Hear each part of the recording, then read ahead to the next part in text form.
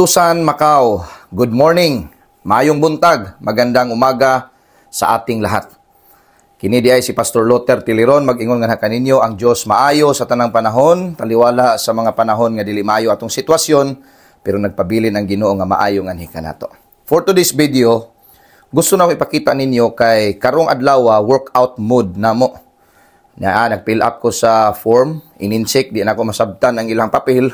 Apan akong gi-fill upan kay gidala ko dinhi ni Kuya Romel nga diin na igsuon ni Pastor Allen Pipito nga atong pastor diri sa NCC Macau. Salamat kayo Kuya Romel, ako kang i-shout out sa imuhang kaayo nga gipakita nga ni kanamo. Karong adlaw wa gid siya malimot sa iyahang gustong buhaton kanako nga diin ipasuroy ko niya dili lang sa mga tourist spot dinhi nga gidala ko ni Pastor Allen uban sa mga kaigsuonan. Ang igsuon ni Pastor Allen Pipito si Kuya Romel, gusto po niya kong dad-on dinhi sa gym. Kay last year nag-ingon ko niya nga one day makabalik ko dinhi sa Macau, giingnan ako siya nga dad-apog ko kuya sa gym. O karong adlaw gyud natuman ang pagdala niya nako dinhi sa gym. Medyo may mahal-mahal gyud mga higala kay nindot kayo ilang gym, tanawa ra gud ilang locker Grabe makita nimo paingon sa CR, pagkawaw gyud kayo, high-tech ang datingan. Picture po ta una. Og nganong gi-video na ko ni aron pakita ninyo nga madasig mo nga mag-workout bisan diya sa Pilipinas for our physical fitness. But don't forget, good health comes from the Lord. Mga higala og mga kaigsunan ko diya sa Ginoo, buot na akong pasalamatan ani nga video. Una sa tanan ang atong Ginoo, labaw sa tanan si Jesucristo nga namatay sa krus sa Kalbaryo, maayong balita kanatong tanan nga siya giula niya ang dugo aron sa pagpasaylo sa atong mga sala, gilubong og nabanhaw siya og mikayab siya milingkod sa tuong trono kamot sa iyang amahan aron kitang tanan makaangkon og kaluwasan kung kita motuo nga kaniya nga atong personal Lord and Savior. It's not about religion, it's about our personal relationship with Jesus Christ nga atong manluluwa sa kinabuhi. Ilhon nato siya og mailhan ta niya. So mga higala mga kaigsuonan, pasalamatan ginatong Ginoo sa pabor. It's all about His favor, it's all about His grace, it's all about His love and mercy towards me and to pastora akong kauban dinhi sa Macau.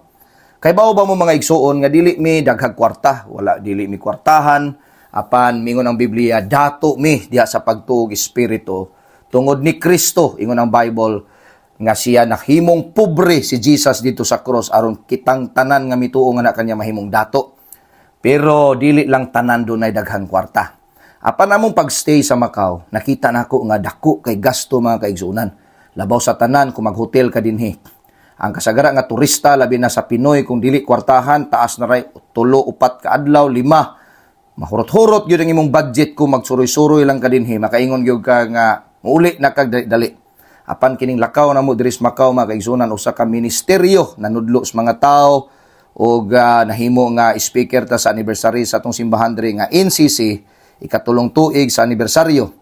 Busa kining tanan mga sikandari na lang, segunda na lang sa unsay pinaka-purpose og tuyo tumong mao ang pagpasyal-pasyal, pag suroy-suroy. Apan ang pinaka-importante niya kami dinhi aron sa pagministeryo, pagsangyaw sa mayong balita, mahitungod kang Kristo. In fact, nakahigayon kita sa pag-share sa Word of God dito sa plaza, labi na sa seaside nga part sa Macau, aron sa pagsangyaw sa pulong sa Ginoo. Dunay pipila, duha, sa kadaghan nga tao nga naa dito naglabay-labay, dunay duha interesado nga diin mosimba po diri sa New Covenant Church Macau.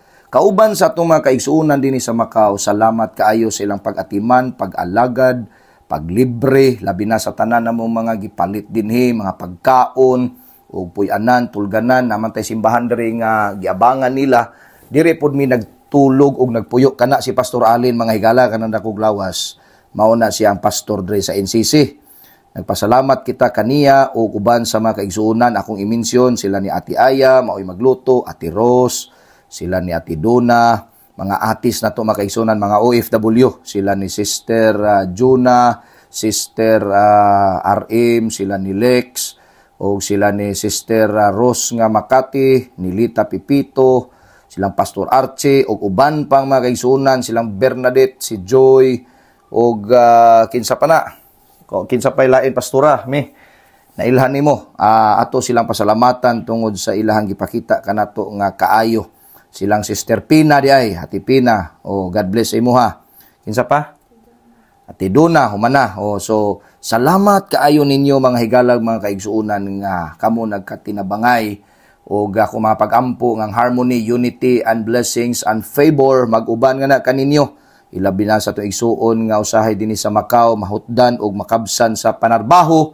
Dunay mga usahay nga papawaon sila silang amo, apan mag-ampo ako kaninyo nga tagaan kamo sa Ginoo og maayong amo, og tagaan kamo sa Ginoo og gitawag nga kaalam unsaon pagkuha sa mga panalangin gikan nga kaniya.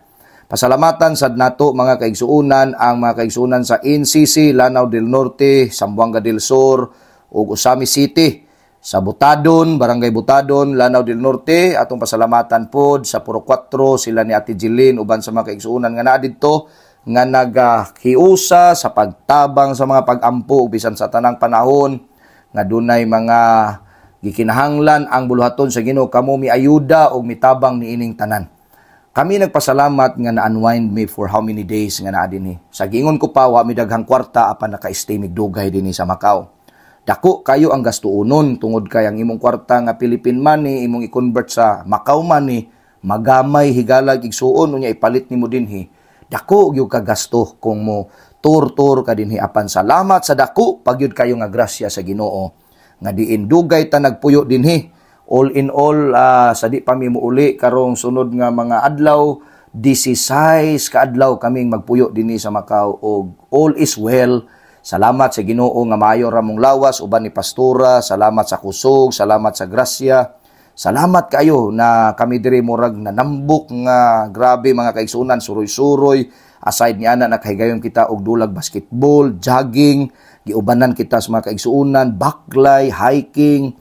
Kay diri mga kaigsuunan dili dig sigig sakay kun dili sigig baklay kay mga dugol kayo ang mga tourist spots nila apan lagyo na di ang pagbinaktasay tungod kay ang pagtan-aw nimo duol ra pero ang mga building dagko man kayo libot-liboton nimo dili gyud nga bayaran og salapi ang ilahang mga kahago nga giubanan kami nila. Kay bawo ko nga dili na sila gusto magsuroy-suroy kay karaan naman nila nga mga talan-awon apan kitang mga turista lagi ilang kuyugan ilang giubanan. Nagpasalamat na tangdaan nga na kanila.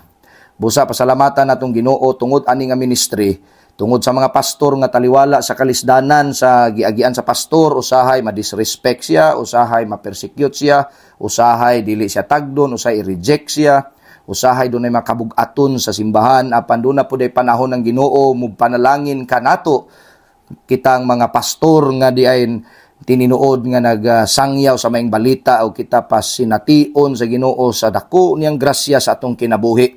Busa Happy Pastors Month, Happy Educators Month, di ay kanatong tanan mga teachers o mga pastors o mga basta magtutudlo.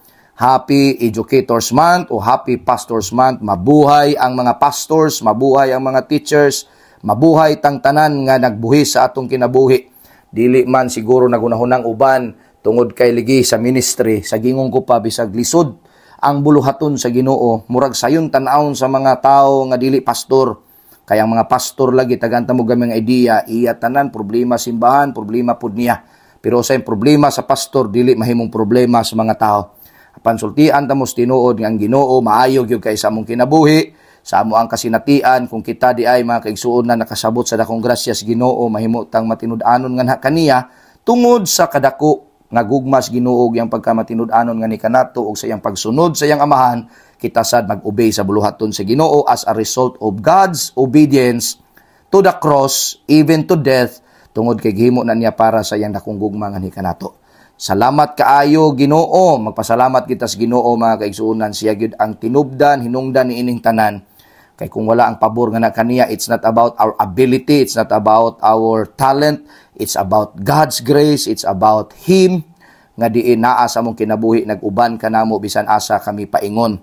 Busa mga higalang mga kaigsuunan, sa di pa ni mahuman nga video, salamat kayo kaninyong tanan. Pagdayon kamo, pag-ampo, pagsuporta sa buluhaton sa Ginoo, kay ang Dios magauli sa mga panalangin pinilo-pilo, og I declare blessings to NCC Macau, sa tanang mga kaigsuunan dinhi sa New Covenant Church Macau, Salamat kaayo la kining tanan mga kaigsuonan, kini nga video mao kini ang pagpangaon na namo sa Jollibee nga gilibre lang gihapon.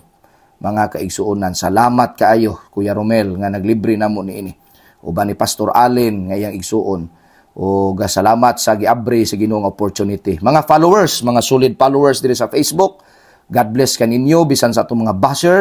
Unta panalanginan mo sa Ginoo aron dili na mo magnegatibo diha sa atong buluhaton.